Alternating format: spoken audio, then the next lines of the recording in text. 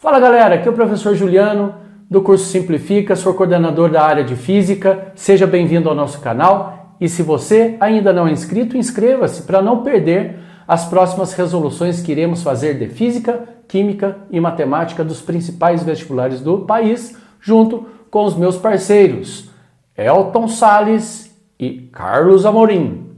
Pessoinhas, é o seguinte, hoje vai rolar a resolução da Unesp 2021 para os cursos de Biológicas. É o primeiro dia da Unesp 2021. Bora lá? Preparados? Bola para frente? Na confiança? Let's go! Roda a vinheta!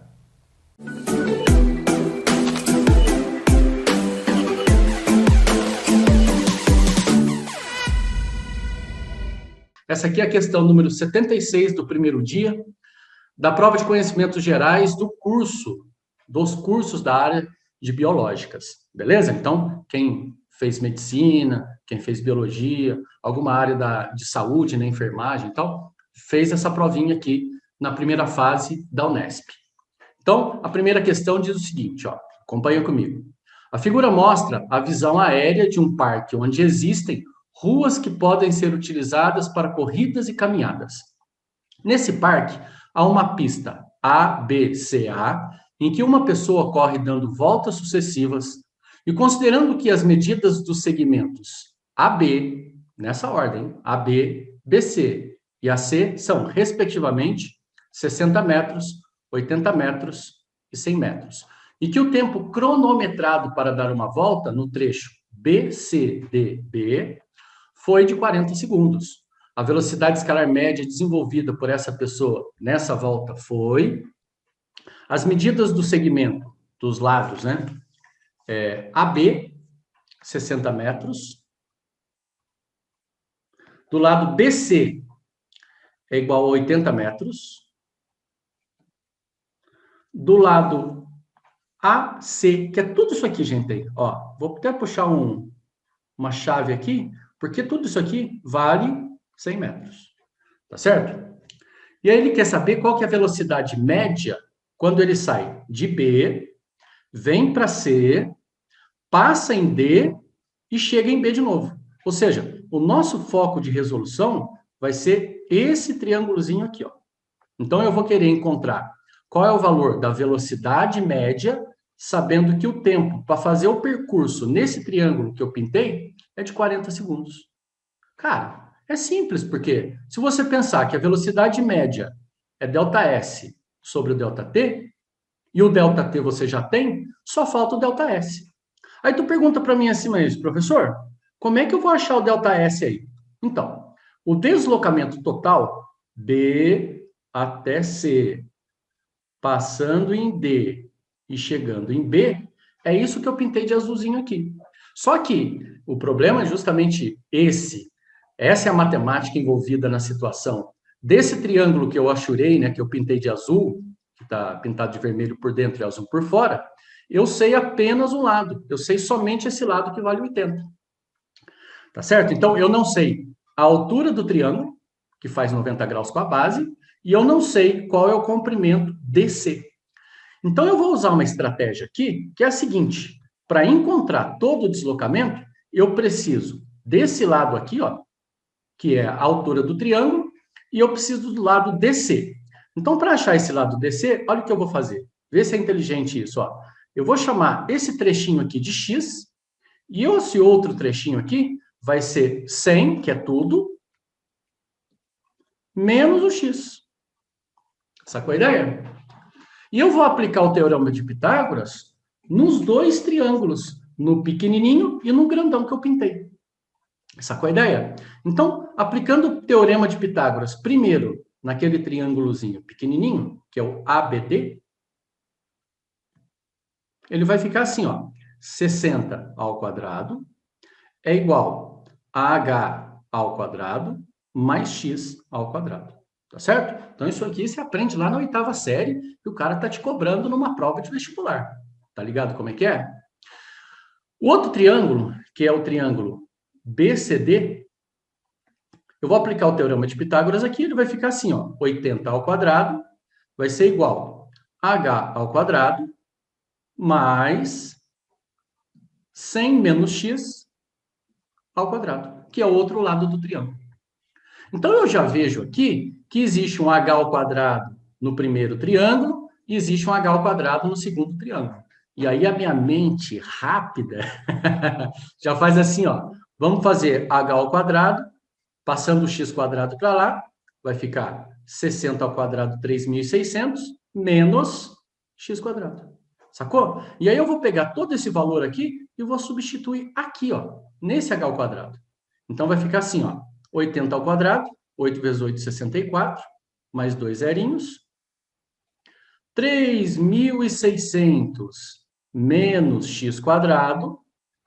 E aqui eu tenho que fazer outra matemática básica, que é fazer o quadrado da diferença, né? Então, vai ficar assim, ó, quadrado do primeiro, 100 ao quadrado dá 10.000, menos 2 vezes o primeiro vezes o segundo, dá 200x, mais o quadrado do segundo, que dá x ao quadrado. E aí a Unesp linda faz um negócio muito interessante, ó, x quadrado com menos x quadrado, dá para cancelar. E eu não vou precisar aqui resolver a equação do segundo grau. Olha que maravilha. Então, eu vou somar agora, galera. 3.600 com 10.000 dá 13.600. Se eu mandar para lá, ele vai negativo. Então, vai ficar assim, ó, menos 200x igual a 6.400 menos 13.600. Certinho? Então, vai ficar menos 200x igual. Já fiz essa continha marota aqui e deu... Onde que tá?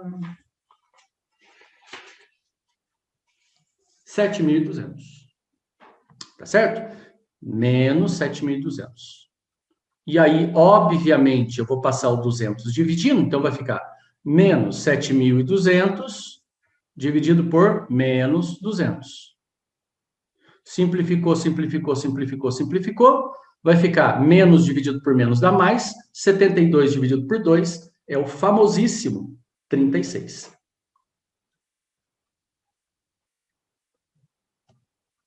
Então, eu já sei que esse trechinho aqui, ó, vale 36 metros. Firmeza? E aí, a gente vai substituir esse x aqui, ó. O x eu já tenho, né? Então, agora eu preciso do h. Então, h ao quadrado vai ficar igual a 3.600 menos 36 ao quadrado. Você está percebendo a matemática chatinha que a gente está encarando aqui? Então, isso aqui vai ficar 3.600 menos 1.296, que seria o 36 ao quadrado, tá certo? Então, esse h aqui, fazendo essa subtração e tirando a raiz quadrada da diferença, que é 2.304, olha os números que ele me apresenta. Isso aqui vai dar 48 metros. Beleza?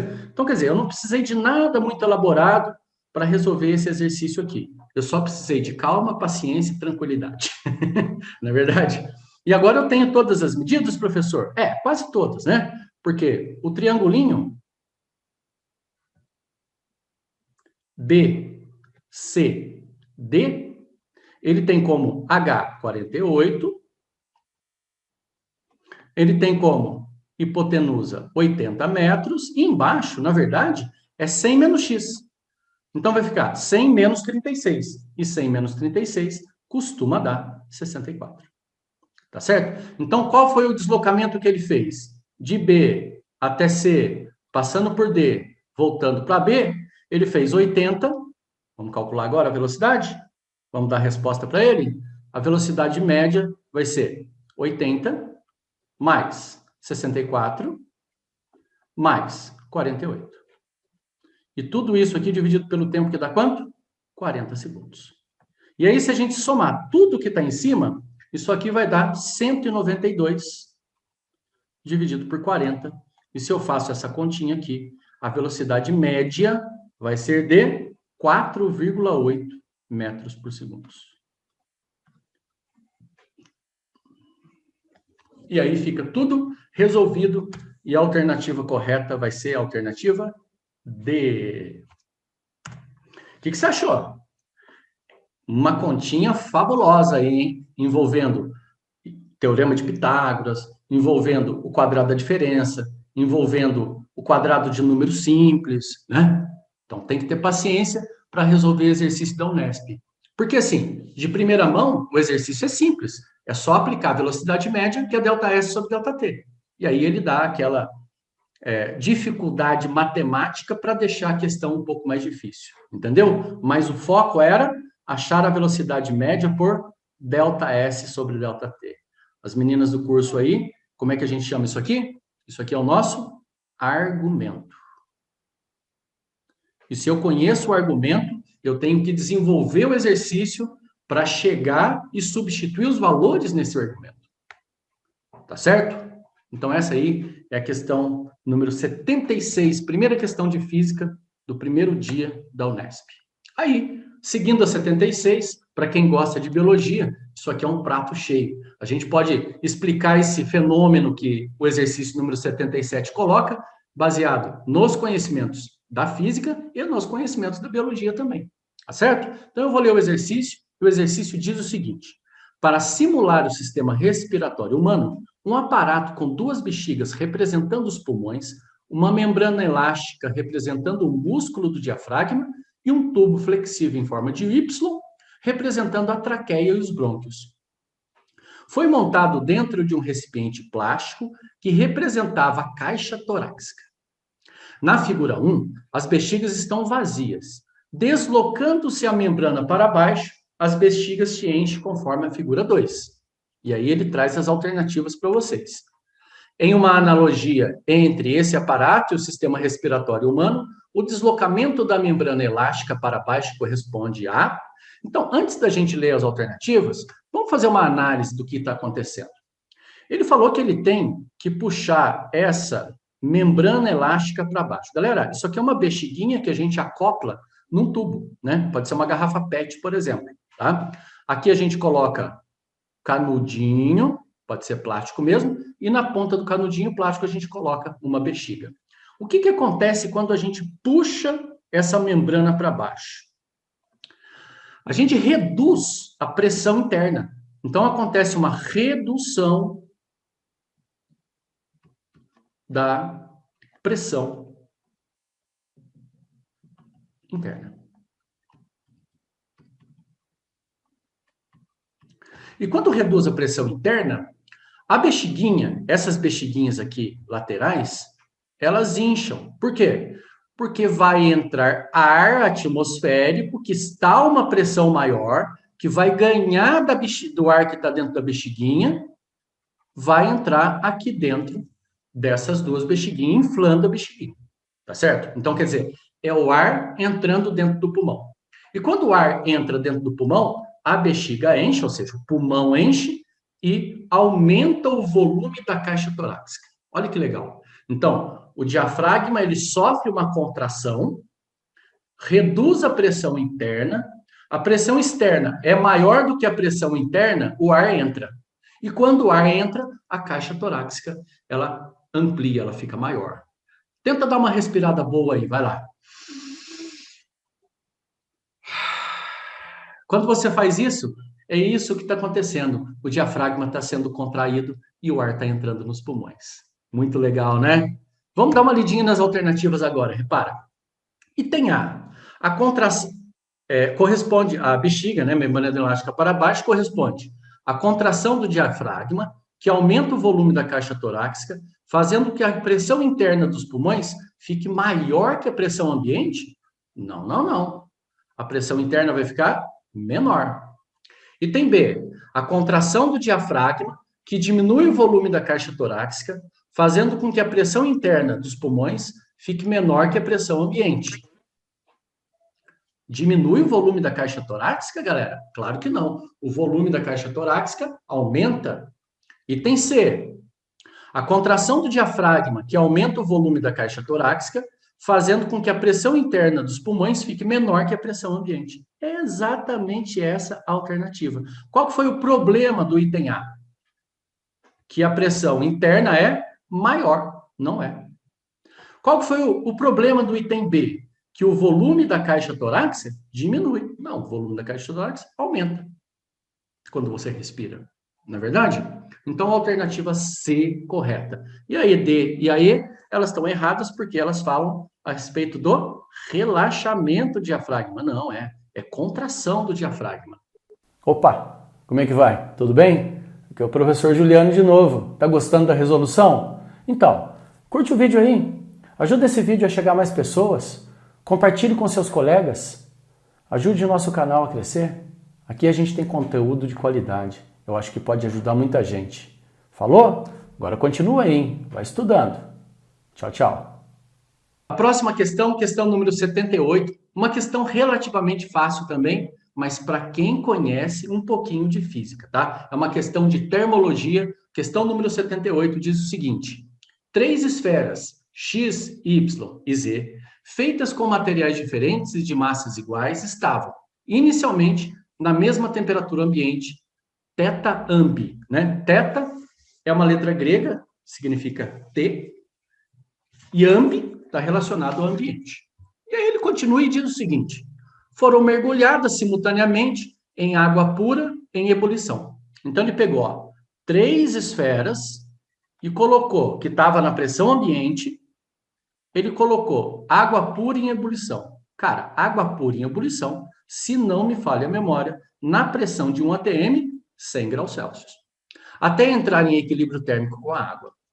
Então, eles pegam as esferinhas, tira do ambiente, coloca dentro de uma panela com água fervendo e deixa lá um tempinho até atingir o equilíbrio térmico, ou seja, até as esferas entrarem na mesma temperatura. Em seguida, foram retiradas da água e deixadas sobre a superfície isolante, até voltarem à mesma temperatura ambiente. Os calores específicos dos materiais das esferas são Czinho_x, Czinho_y e Czinho_z, de modo que o Czinho_x é menor que o Czinho_y, que é menor que o Czinho_z. Com os resultados desses experimentos, foram construídos o gráfico 1 relativo ao aquecimento. Então, ó, repara só, gráfico 1 é de aquecimento das esferas até a temperatura de ebulição. E o gráfico 2, relativo ao resfriamento das esferas até retornarem à temperatura ambiente. Considerando que as trocas de calor tenham ocorrido a uma taxa constante, a representação dos gráficos 1, aquecimento, 2, resfriamento, é. Então, antes da gente analisar os gráficos, eu já queria montar, né, desenhar isso para vocês, baseado nas informações que ele me deu. Primeira informação, a massa das esferinhas X, Y e Z, elas são iguais. E a segunda informação relevante, que os calores específicos Czinho_x é menor que Czinho_y, que é menor que o Czinho_z. Agora, veja bem, o Czinho, que é o calor específico, deixa eu escrever aqui, ele indica o quê? Ele vai indicar a facilidade ou a dificuldade de aquecimento ou resfriamento. E da mesma forma que o material resfria facilmente, ele também aquece facilmente. Tá certo? Então, isso é super, mega importante. Ele aquece bem, resfria bem. Fechou? Então, baseado nessas relações aqui, a gente tem condições de saber quem que resfria e quem aquece mais facilmente. Então, como eu disse para vocês, aquele que tiver o menor calor específico, ó, menor, Czinho, aquece mais e resfria mais. Então, do mesmo jeito que ele aquece fácil, ele resfria fácil. Tá certo? Geralmente, os metais, eles têm calores específicos pequenininhos. Só para você ter uma ideia, só para exemplificar, o calor específico do ferro, ele é aproximadamente 0,1 cal por grama vezes grau Celsius. Galera, não precisava saber isso, tá? Só estou colocando aqui para exemplificar. E o Czinho da água é 1 cal por grama vezes grau Celsius. O que significa isso? Que o ferro, ele precisa receber 0,1 cal, ou seja, 0,1 calorias, para variar 1 grau Celsius. A água tem que receber 10 vezes mais. Ela vai ter que receber 1 caloria para variar o mesmo grau Celsius. Ah, por quê, professor? Porque ela tem calor específico maior. Então, ela tem mais dificuldade de aquecimento. Sacou? Então, baseado nisso, saindo da temperatura ambiente, eu vou construir 3 retas. Uma de uma substância X, a outra da substância Y e a outra da substância Z. Agora, qual é que varia a temperatura mais rapidamente? Repara só que o eixo X é o eixo dos tempos. Então, mais rapidamente é para aquele que tem menor calor específico, portanto, substância X. Intermediário, Y. Menorzinho, Z. Da mesma forma que eu aqueci fácil, eu resfrio fácil. Então, quando eu sair de 100 graus Celsius, tirar da panela e colocar no ambiente, eles vão resfriar. Então, a temperatura vai diminuindo, diminuindo, diminuindo, diminuindo, diminuindo. Bom, até chegar na temperatura ambiente, que eu acho que eu passei aqui. Vou fazer essa reta de novo. Tá certo? Então, eu vou resfriar essa substância até chegar na temperatura ambiente. Então, vai ficar uma reta que faz essa variação de temperatura mais rápida, uma reta que faz a variação de temperatura intermediária e aquela que faz uma variação de temperatura num tempo maior. Quem é que vai resfriar num tempo maior? A mesma que aqueceu no tempo maior. Ou seja, Z, aqui é Y e aqui é X. Grava isso. Começou com X, Y e Z. Na outra, começou com X, Y e Z. Vamos lá na alternativa, vamos tentar identificar a alternativa A. Primeira substância, ó, X. Segunda, Y. Terceira, Z. Bateu com a nossa sequência? Sim. Gráfico 2, de resfriamento. A substância que resfriou mais rápido é a X, intermediária, Y. Z. Bateu com a nossa resolução? Sim. Então, se é o gráfico 1 correto e o gráfico 2 correto, a alternativa correta é A. Olha que tranquilo. Mas assim, tu tinha que saber isso aqui. O que isso aqui interfere na variação de temperatura? Repetindo, aquele que tiver o menor Czinho, o menor calor específico, ele vai aquecer mais e resfriar mais fácil. Fechou? Essa foi tranquilinha, hein?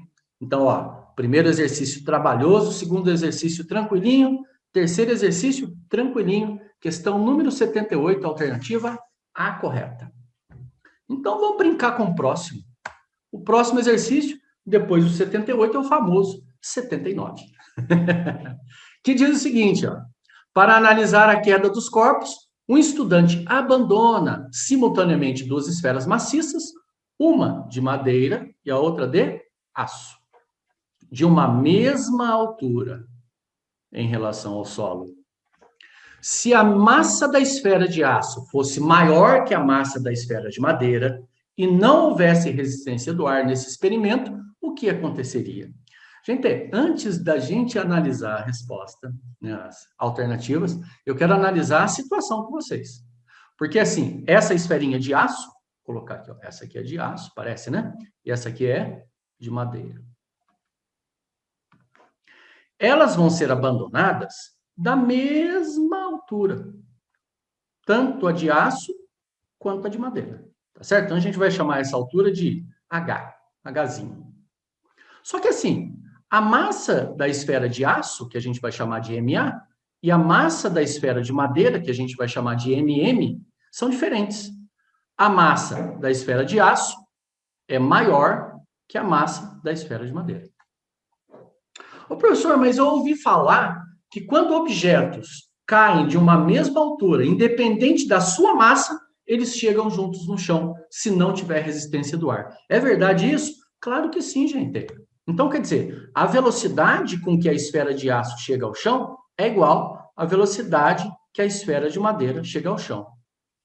Historicamente, foi conhecido esse fenômeno através dos experimentos de Galileu, né? Que, sendo verdade ou não, indica uma verdade física, né? Não sei se historicamente é verdade, mas fisicamente é verdade. Agora, as alternativas, elas versam a respeito de quê? Bom, vamos lá analisar. Item A. A esfera de madeira chegaria ao solo com menor velocidade. Não, a massa não interfere na velocidade de queda. Item B. as duas esferas chegariam ao solo com a mesma energia mecânica. Gente, o que é energia mecânica mesmo? A energia mecânica, vamos chamar de EM, é a soma da energia cinética com a energia potencial. Bom, como é que eu acho a energia potencial? Que nesse caso é gravitacional. A gente acha como mgh.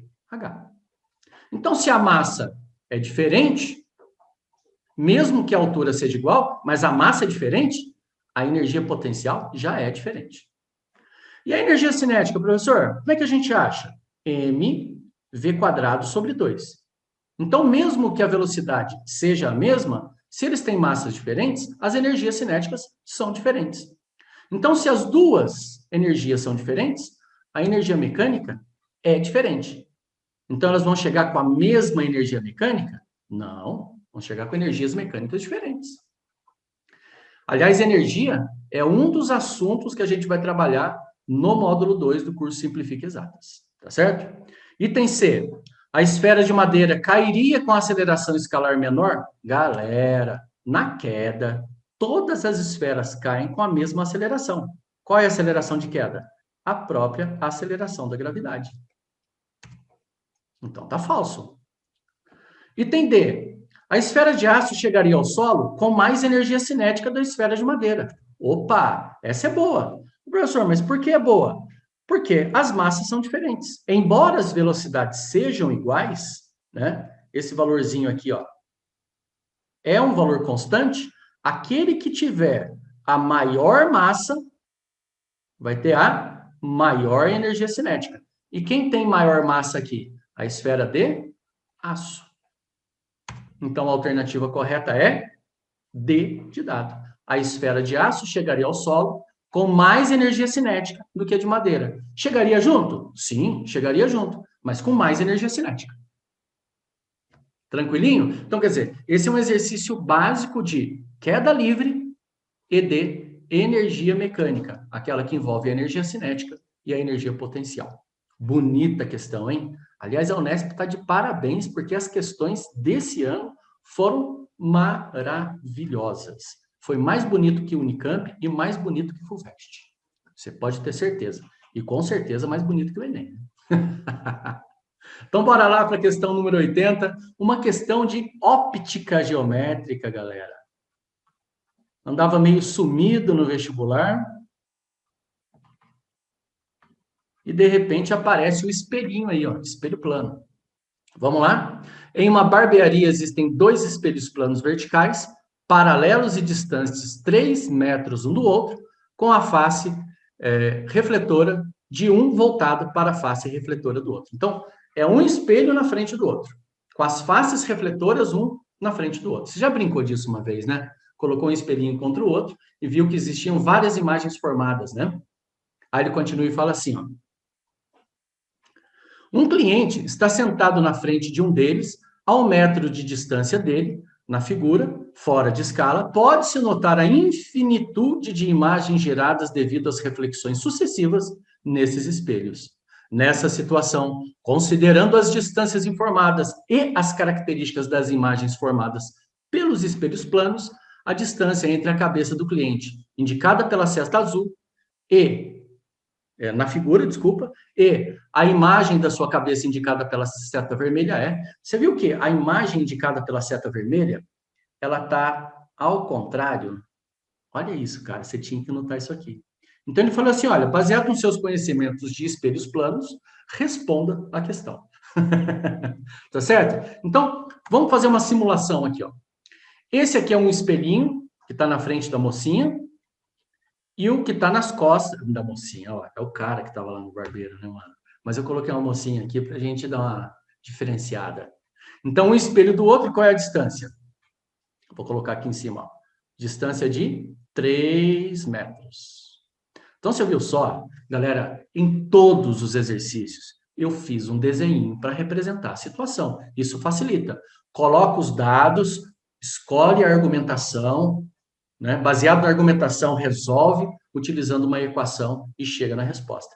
Praticamente todos os exercícios a gente teve que fazer um desenho, tá certo? Então, essa mocinha aqui, ela está a 1 metro de distância do espelho. É isso que ele falou. Bom, se ele está 1 metro da frente, quanto que está do de trás, galera? 2 metros. Tá ligado?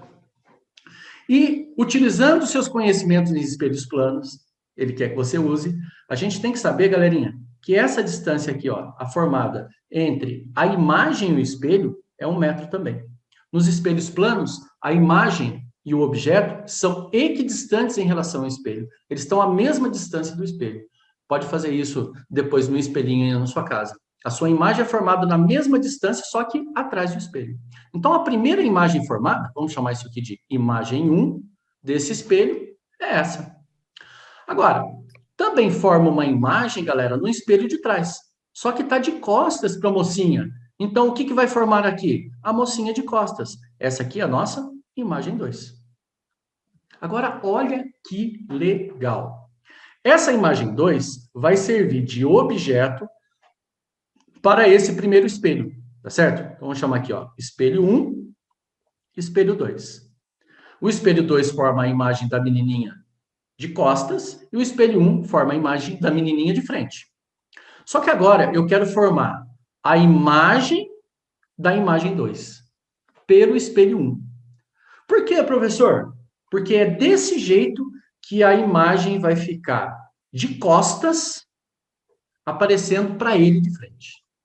Ou seja, a imagem dele vai ficar de costas, como está mostrado aqui, nesse desenho. Tá vendo? Então, essa aqui seria a imagem 1, e essa aqui vai ser a imagem 3 que a gente vai desenhar. E é isso que ele quer. Que distância que a imagem 3 está do rapaz, né? E nesse caso, do nosso desenho, da menininha. Belezúrias? Então, eu já desenhei aqui, óbvio, né? Então, essa aqui é a imagem 3, que seria a imagem da imagem 2 produzida pelo espelho 1. Nossa, como assim, professor? A distância que ela está em relação a esse espelho aqui, ó,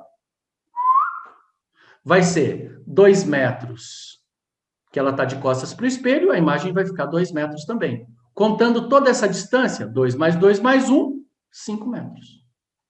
Então, a imagem 2 está a 5 metros do espelho 1, portanto, a sua imagem também estará a 5 metros do espelho 1. Olha que muito louco isso. Ah, é isso que ele perguntou, prof? Não, ele perguntou outra coisa. Ele falou assim, olha, ache para mim a que distância vai estar o objeto dessa imagem que foi colocada de costas. Ele quer essa distância aqui. E como é que eu faço isso, galera? Ué, muito simples. Seria 1 metro, que ela está do espelho, mais 5 metros, que a imagem está do espelho. Portanto, ela vai estar uma distância de 6... Nossa, mas ficou feio esse 6 aqui, deixa eu apagar. Quer exagerar, fica feio, né? Então, vai ficar a distância de 6 metros em relação ao observador. E essa alternativa é a alternativa E. Olha, exercício médio, vamos falar assim. É complexo por quê? A complexidade do exercício é qual? É o desenho, cara. Você tem que desenhar. Porque se nesse exercício você não desenhar, você não resolve. Belezura? Então, depois, assiste essa aula de novo, veja com calma como eu fiz essas construções e tenta lembrar dos seus conhecimentos de óptica geométrica. Tá certo? Então, para essa alternativa, a alternativa E correta. A próxima, uma questão essencialmente de matemática, mano. Bora lá fazer. Questão número 81, galera. Essencialmente de matemática, hein? Bora. Desenvolvida em 1935 por Charles Richter, com colaboração de Beno Gutenberg, a escala Richter permite determinar a magnitude. Que ele está chamando de quê aqui, galerinha? M.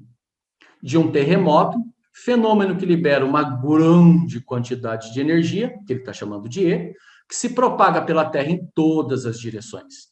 A magnitude e a energia de um terremoto podem ser relacionadas pela expressão a seguir, em que E é expressa em erg. O que é erg? É uma unidade de medida do sistema usual, que a gente chama de CGS. A tabela representa os efeitos gerados por um terremoto de acordo com a magnitude na escala Richter. Então, olha só para você ver. Aqui ele coloca a magnitude e aqui os efeitos que aquela magnitude, porventura, podem provocar. Aí ele te dá a expressão, né? Log de E, log na base 10 de E, igual a 11,8 mais 1,5 vezes a magnitude. Então, se você conhecer a energia, você acha a magnitude. Fechou?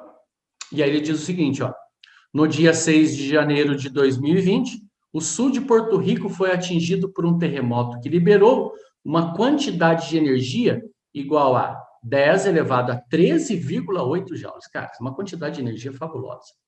Considerando a tabela que um erg é igual a 10 a menos 7 joules, esse terremoto.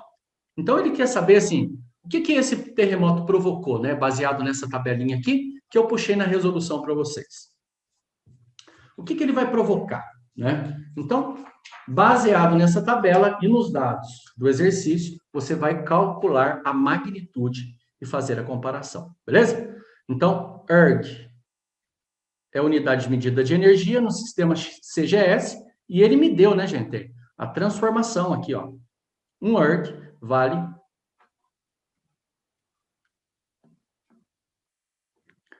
10 elevado a menos 7 joules. O professor, por que ele deu isso aí para gente? Porque na equação a energia está em erg. E a energia que ele me forneceu está em joule. Então, antes de eu resolver, eu vou ter que transformar. Eu vou ter que transformar. Eu vou ter que transformar os 10 elevado a 13,8 joules em erg.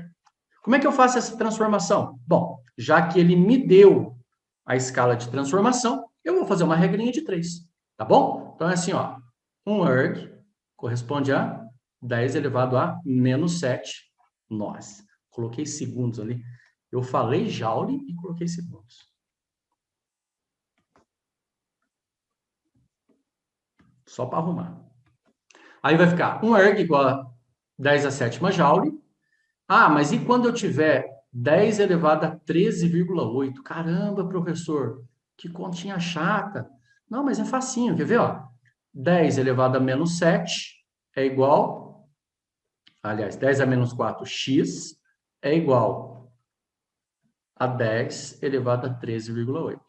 Como é que eu faço essa operação aqui? Ué, passa dividindo 10 a sétima. Então vai ficar 13,8 dividido por 10 elevado a menos 7. E aí, faz a divisão de potência de mesma base, mantém a base, subtrai os expoentes, lembrando que eu vou ficar com 13,8 menos 7. E aí, menos com menos dá mais, isso aqui vai dar quanto? 20,8, tá ligado? Então, a resposta aqui, ó, 10 elevado a 20,8 erg. E agora eu vou pegar isso aqui e substituir naquela equação que ele me forneceu. Combinado? Então tá jóia.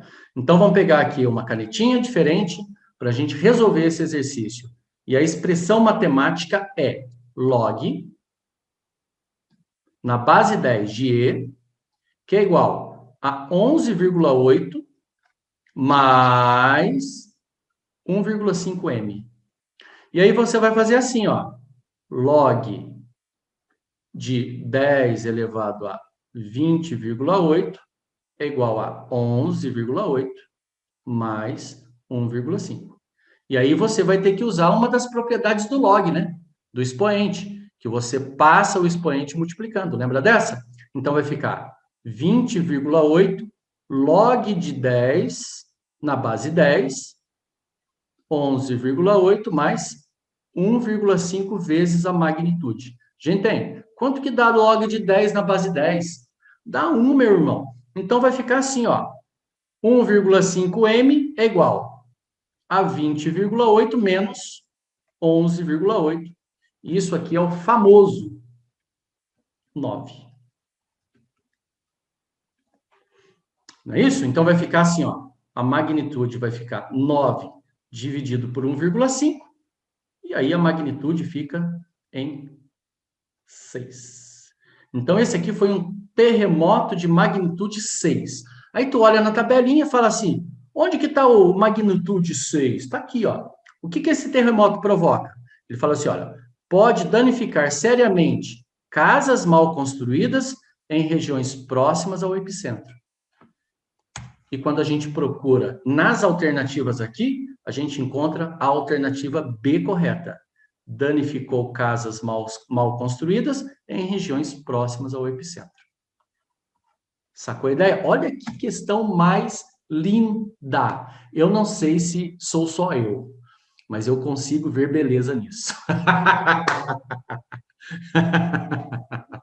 É muito joinha essa questão, né? Agora, qual é o bizuzinho dela? O que você tem que tomar cuidado na transformação da unidade de medida? Galera, eu canso de falar para vocês, meus alunos queridos, eu canso de falar para vocês, toma cuidado com a unidade de medida. Se você fizesse isso aqui em joules, não daria certo.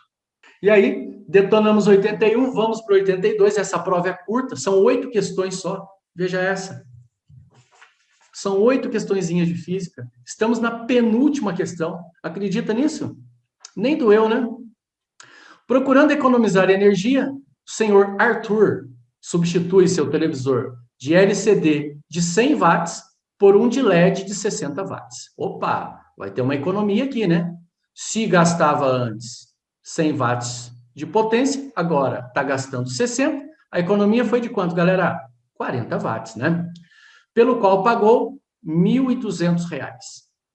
Considere que o senhor Arthur utilizará seu novo televisor, em média, durante 5 horas por dia, e que 1 kWh custa 50 centavos. Lembra que kWh é a unidade de energia aqui na nossa residência, no sistema usual, beleza? Então, pegar uma conta de luz aí, de energia, você vai ver que a energia consumida, a energia gasta aí na sua casa vai estar nessa unidade de medida. Aí o cara continua e diz o seguinte, o valor pago pelo novo televisor corresponderá à energia economizada devido à troca dos televisores em aproximadamente, quer dizer, vai existir uma economia aí? Sim, vai. Mas ele falou assim, olha, pô, mas essa economia aí, né, que eu vou ter em grana, ela vai dar para pagar esse televisor, utilizando esse televisor por quanto tempo? Então, vamos lá. Opa! Então é assim, ó. A potência da LCD é igual a 100 watts. A potência da de LED é de 60 watts. E se eu fizer a subtração dos dois valores, isso aqui vai me dar uma economia de 60 watts. Aliás, de 40 watts. Fechou? Então, isso aqui vai te dar uma economia de 40 watts. E ele quer saber, assim, quanto tempo, usando esse televisor de LED, ele gastaria, né? Quanto tempo ele gastaria para repor o dinheiro que ele investiu. Ah, mas quanto que ele investiu, professor? Ó, nessa televisão de LED aqui, ele investiu R$ 1.200. Fechou? Então, vai lá. Primeira coisa, qual vai ser o argumento que eu vou utilizar para a resolução do exercício? Cara, tá na cara. É a energia economizada, né? E a energia, eu acho que eu já falei para vocês, né? Várias vezes, que potência é energia dividido pelo tempo, e para eu encontrar a energia consumida na residência, na escola, nas indústrias, eu passo o tempo multiplicando, então vai ficar a potência multiplicado pelo tempo, sempre lembrando que a unidade de medida de energia é quilowatt-hora. Isso significa que a potência tem que ser em quilowatt e o tempo tem que ser em horas. Então, bora lá. Eu tenho quanto de energia ele gastou? Eu tenho quanto de energia ele gastou? Não, não tenho. Então, se eu não tenho, eu vou ter que achar. Qual vai ser o valor? Eu tenho a potência que ele economizou? Tenho. Tá aqui, ó. Ele economizou 40 watts. Porque para achar o tempo, eu preciso da energia e da potência. Então, já que eu tenho a potência, agora eu vou atacar e vou encontrar o valor dessa energia aí. Tá bom? Como que eu vou encontrar o valor dessa energia? A energia de 1 kWh custou R$ 0,5. E a televisão custou R$ 1.200. Se eu fizer essa regrinha de 3 aqui, isso aqui vai me dar uma energia, ó, de 1.200 dividido por 0,5. Sacou? Dividir por meio, multiplicar por 2. Então, isso aqui vai dar 2.400 kWh. Então, para repor essa grana, ele tem que economizar 2.400 watts. Então, vamos colocar aqui, ó, 2.400, desculpa, kWh. A potência é em 40 watts. Pode ser em 40 watts? Não, tem que ser em quilowatts. Então, eu vou ter que dividir esse valor por 1.000, vai ficar 40 dividido por 1.000, vai dar 0,04 quilowatt. Escrevendo tudo errado aqui. Então, vai ficar 0,04 quilowatts, tá certo? Então, vai ficar assim, ó, 0,04 quilowatt. Porque daí eu acho o tempo, e esse tempo vai sair em quê? Em horas. Ai, professor, por que sai em horas? Porque eu posso simplificar o quilowatt com quilowatt. Tá ligado? Então, o ΔT aqui, o tempo, né, vai ser 2.400 dividido por 0,04. E eu já fiz essa continha para agilizar o processo, e sabe quanto que deu? Se não me falha as contas aqui, 60.000 horas. Caraca, moleque! Então, o cara vai ter que usar a vida inteira dele, né, prof? Vai ter que usar bastante. Só que você vai lá, na alternativa, não está em horas, está em quê? Em meses. Então, você ainda tem que fazer uma transformação. Você vai ter que transformar horas em meses. Tá certo? Então, quer dizer, se eu fizer um mês... desculpa, vou fazer um dia primeiro, porque fica mais fácil. Se eu fizer o uso durante um dia desse televisor, né, porque ele usa 5 horas por dia, eu vou dividir isso aqui por 5 horas, e vou achar a quantidade de dias que ele vai levar para fazer tudo isso. 60.000 horas, isso aqui corresponde a 12.000 dias. E, de novo, ele não quer em dias, ele quer em meses. Aí eu vou lá e falo assim, ó, mas um mês tem 30 dias. Isso significa que 12.000 dias vão dar quantos meses? X. Então, esse xzinho aqui vai ser igual a 400 meses. Bom, agora vamos para a última questão, questão 83. Conhecimentos gerais, cursos da área de biológicas. Primeiro dia de prova, galera. Então, diz o seguinte, ó. A Força Aérea Brasileira, FAB, pretende realizar um breve ensaio em voo do primeiro motor aeronáutico hipersônico feito no país. O teste integra um projeto mais amplo cujo objetivo é dominar o ciclo de desenvolvimento de veículos hipersônicos, além do motor hipersônico. O projeto, chamado de Propulsão Hipersônica 14X, prevê a construção de um veículo aéreo não tripulado, que é o VANT, onde esse motor será instalado. O quadro mostra um comparativo entre as velocidades atingidas pelo VANT 14X e por outros veículos aéreos. Esses veículos podem ter suas velocidades descritas pelo número de Mach, velocidade Mach, que é uma medida adimensional de velocidade. O número Mach, então vamos colocar aqui, ó, o que seria o Mach, né? Ele explica aqui, ó. Indica a razão entre a velocidade do corpo, no caso do avião, no meio fluido, e a velocidade do som nesse meio. Então, se eu pegar a velocidade do corpo, dividir pela velocidade do som, eu acho quantos Machs ele tem naquela velocidade. Então, quantas vezes ele atingiu a velocidade do som. Assim, se um corpo chegou ao número Mach 5 no ar, ele atingiu 5 vezes a velocidade do som no ar, ou seja, 1.700 metros por segundo. No caso do Vante 14X, ele quer de qual, gente? Do Vante 14X. Ele poderá atingir uma velocidade que corresponderá aproximadamente ao número D. Então, repara só, o Vante 14X é esse aqui, ó. É o primeirinho que ele põe aqui. Ele atingiu que velocidade hipersônica?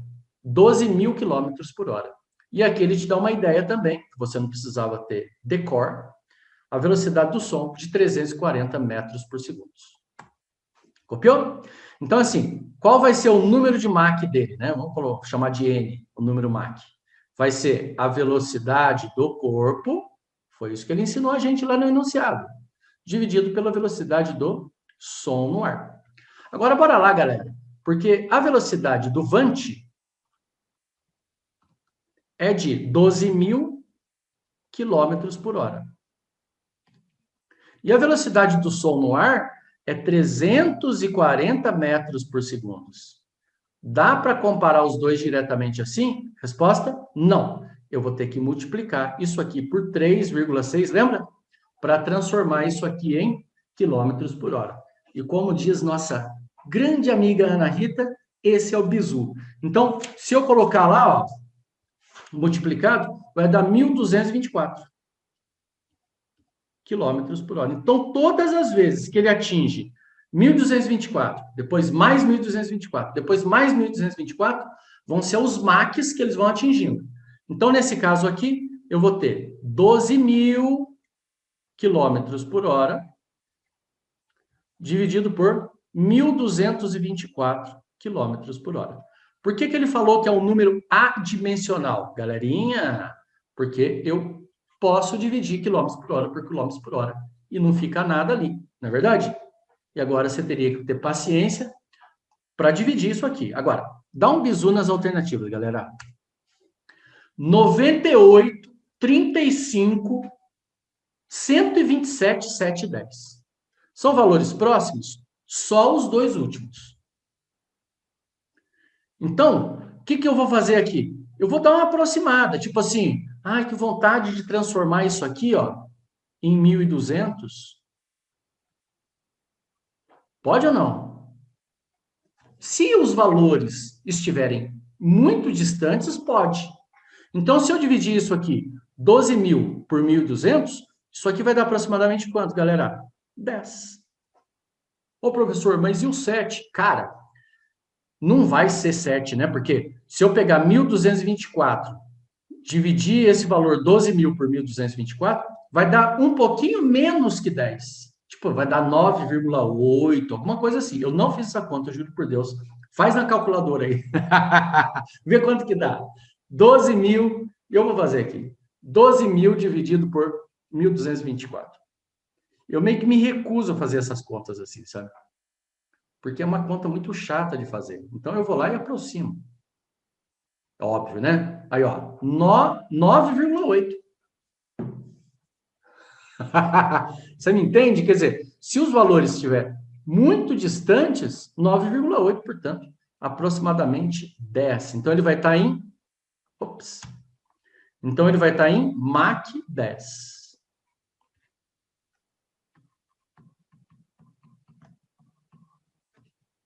E a alternativa correta é E. Legal, né? Muito louco. Agora, ó, posso te dar uma dica? Essa é a última questão, eu vou te dar a dica. Quando puder, aproxime. Principalmente no Enem. Então, quer dizer, esse 12.000 dividido por 1.224, facinho, facinho. Lá no Enem não tem nem que pensar. Olhou nas alternativas, está distante, transforma em 1.200 e aproxima para 10. Belezura?